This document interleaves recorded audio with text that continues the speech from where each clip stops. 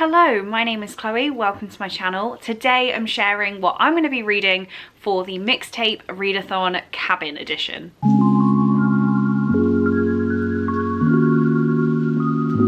So if you don't know what I'm talking about, I will link Leanne's announcement video down in the description. There are a lot of different ways you can take this readathon. There is a choose your own adventure style path or just the bingo board, and even the prompts on the bingo board have different interpretations. So what I'm going to be doing is running you through how I am going to do the readathon, the prompts that I have picked, how I've interpreted them, and will direct you back to Leanne for any additional questions that you may have. So there are 5 reading prompts and 4, I'm gonna call them activity prompts, just to quickly go through the activity style ones because there might not be anything I need to say. So for the Village Inn, post a currently reading pick, obviously you guys don't need to know that. A song in the trees is spend some time with your favorite music. That's going to be very doable because actually during the Mixtape Readathon I am going to a concert, so that is going to be the music I choose for this. I'm going to go see Water Parks and I'm really excited. And up to the concert, so I think there's about 7 days of the readathon beforehand, I'm going to be listening to the set list over and over. Bad habits is to spend some time with your favorite media, and that is perfect because I really need to catch up on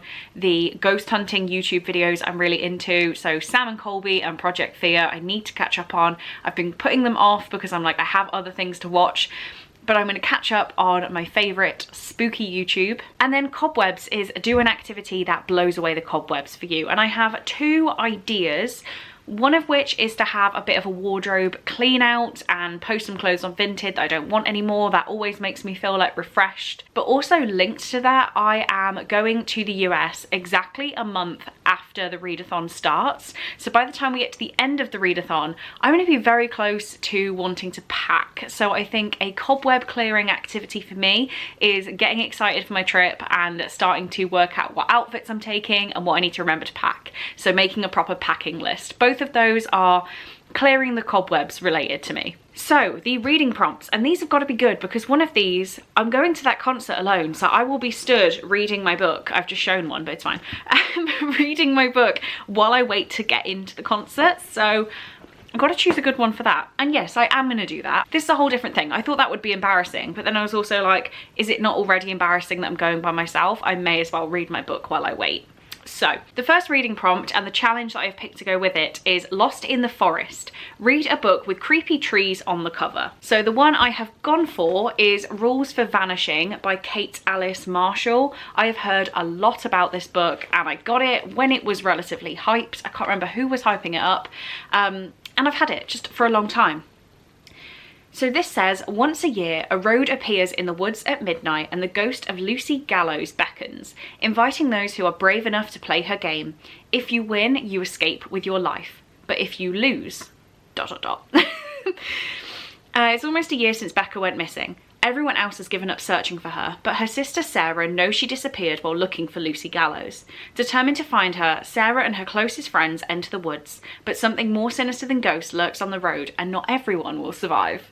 I just think this sounds really fantastic. There are mixed media elements in here, like interviews, and they're definitely creepy trees. So number 2, we've got Cabin in the Woods, and I've chosen to read a book that features a creature. And this one, I guess the trees aren't really spooky, but it could have been used for spooky trees.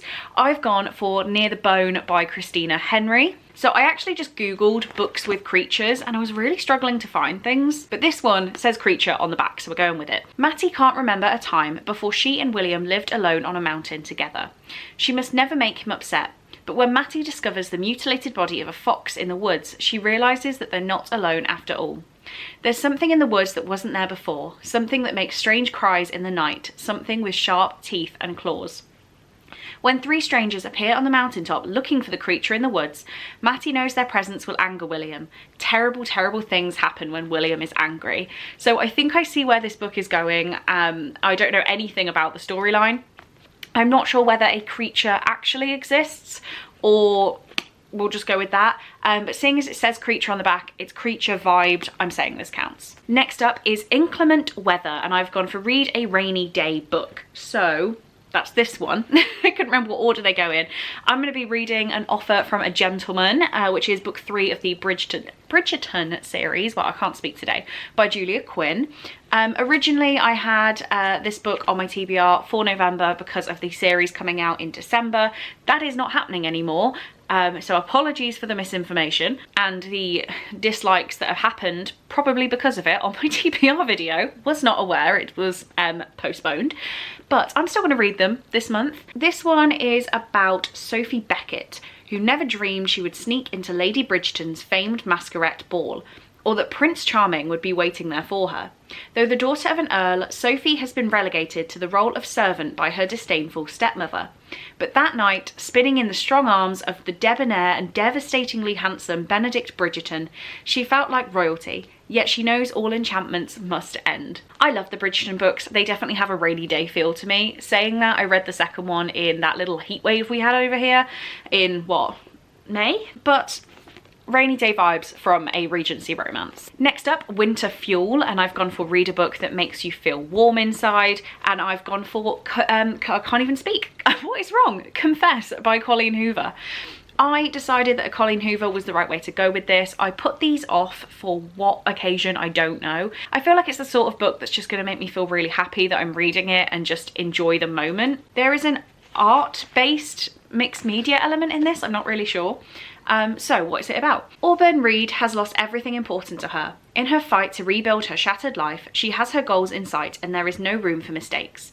But when she walks into a Dallas art studio, there we go, in search of a job, she doesn't expect to find a deep attraction to the enigmatic artist who works there, Owen Gentry. For once, Auburn takes a chance and puts her heart in control, only to discover that Owen is keeping a major secret from coming out. The magnitude of his past threatens to destroy everything Auburn loves most, and the only way to get her life back on track is to cut Owen out of it. Colleen Hoover's gonna be a heartwarming, well, not heartwarming maybe, I don't know. My heart will feel warm, even if it's not heartwarming. That makes sense. And last but by no means least, we have The Dark Knights, read a book with a Tangled plot. So I might have stretched the meaning of Tangled plot, but we're going to be reading Romancing Mr. Bridgerton by Julia Quinn, which is book number 4. And I'm going to say it's Tangled. We're going with it. Penelope Featherington has secretly adored her best friend's brother for, well, it feels like forever.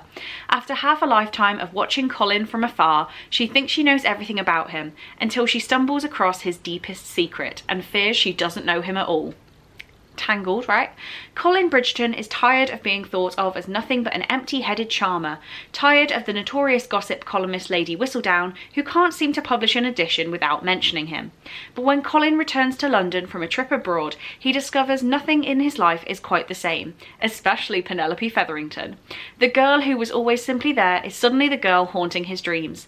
When he discovers that Penelope has secrets of her own, Colin must decide, is she his biggest threat or his promise of a happy ending? And I would say that sounds pretty Tangled. So here we have it. That is my TBR for the 2 weeks of the Mixtape Readathon. Let me know if you have any opinions on these books, and also let me know if you are participating. I would love to chat to you about your TBRs down in the comments. But for now, that's all I have time for. So thank you very, very much for watching. I really do hope you enjoyed, and I will see you in my next one. Bye.